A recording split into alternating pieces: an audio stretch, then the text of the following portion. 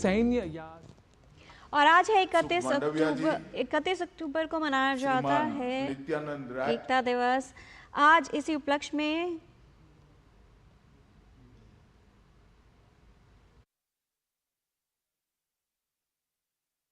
लोकप्रिय सांसद बहन बांसुरी, डॉक्टर राजेंद्र कुमार जी और आज एकता दौड़ के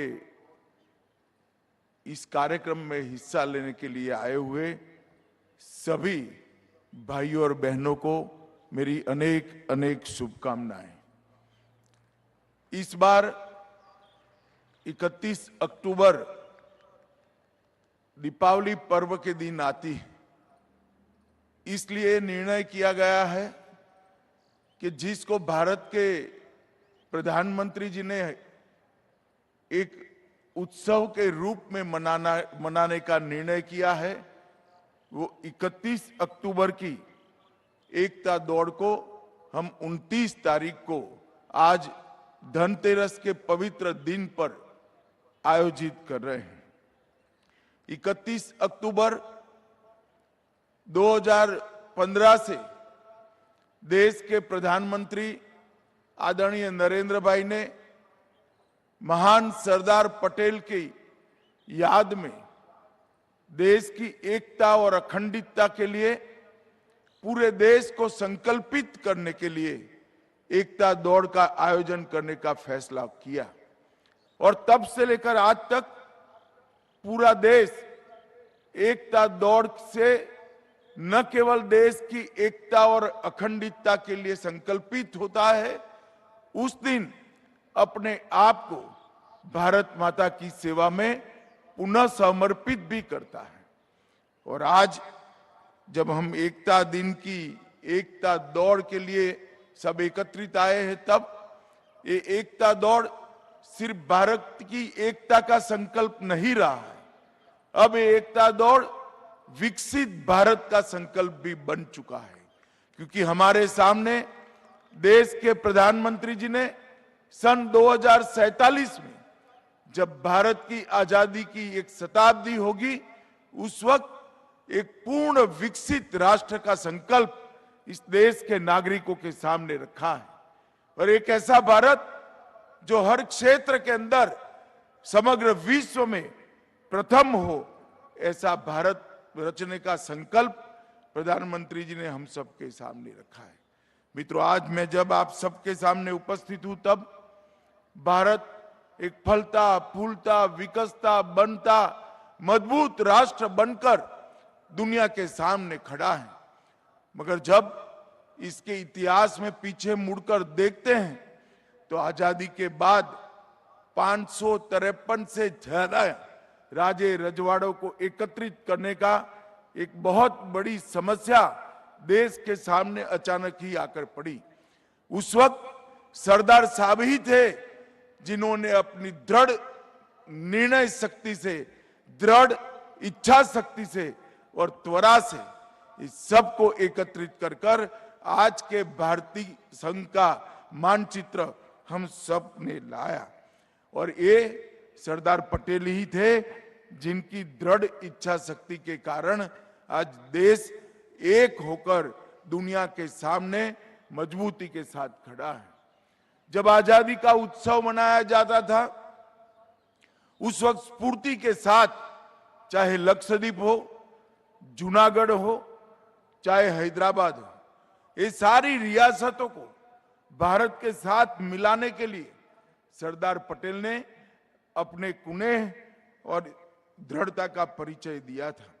और मित्रों, आज भारत दुनिया के सामने मजबूती के साथ सर्वप्रथम बनने के रास्ते पर खड़ा है। इसका नींव डालने का काम हमारे सरदार पटेल साहब ने किया था। दुर्भाग्य की बात है कि सालों तक सरदार पटेल को भुलाने का प्रयास किया गया, सालों तक उनको भारत रत्न के उचित सम्मान से भी वंचित रखा गया। मगर देश के प्रधानमंत्री नरेंद्र भाई ने गुजरात में केवड़िया कॉलोनी में एक दुनिया का सबसे ऊंचा स्टैच्यू लगाकर सरदार पटेल की याद को चिरंजीव करने का काम किया है और सरदार पटेल के संदेश को उन्होंने न केवल याद दिलाने का काम किया है, हर क्षेत्र में, चाहे रक्षा का क्षेत्र हो, चाहे भारत के आत्मसम्मान की बात हो, चाहे देश की एकता की बात हो, हर क्षेत्र में सरदार पटेल के दृष्टिकोण को, उनके विचार को और उनके संदेश को मूर्त रूप देने का काम हमारे प्रधानमंत्री नरेंद्र मोदी जी ने किया है। अभी 2 दिन पहले ही मोदी जी ने मन की बात में सरदार साहब की बातों से प्रेरणा लेकर देश के विकास के काम में जुड़ने के लिए युवाओं का आह्वान करने का काम किया है। मित्रों, आज मैं नरेंद्र मोदी जी की बात को जरूर दोहराना चाहूंगा कि आगे पर सभी युवाओं के लिए सरदार साहब के विचार पथ प्रदर्शक बने। आइए आज हम एकता दौड़ के माध्यम से भारत की एकता को मजबूत करने का एक दृढ़ संकल्प ले। आइए आज एकता दौड़ के माध्यम से हम भारत को विकसित बनाने का संकल्प का फिर से एक बार आह्वान करें। आइए आज एकता दौड़ के माध्यम से 2047 में एक पूर्ण विकसित भारत का स्वप्न को पूर्ण करने का हम संकल्प ले फिर से एक बार, और मोदी जी के नेतृत्व में ये अमृत काल के शुरुआती वर्षों में इसकी मजबूत नींव डालने का काम करें। इतनी सुबह सुबह लगभग 8,000 लोग, बहुत सारे संगठनों से दिल्ली के नागरिक यहां एकत्रित आए हैं। उत्साह के साथ किशोरों, बच्चों और विद्यार्थियों में जो हुजूम दिखाई पड़ता है वो निश्चित रूप से भारत के उत्साह का परिचायक है।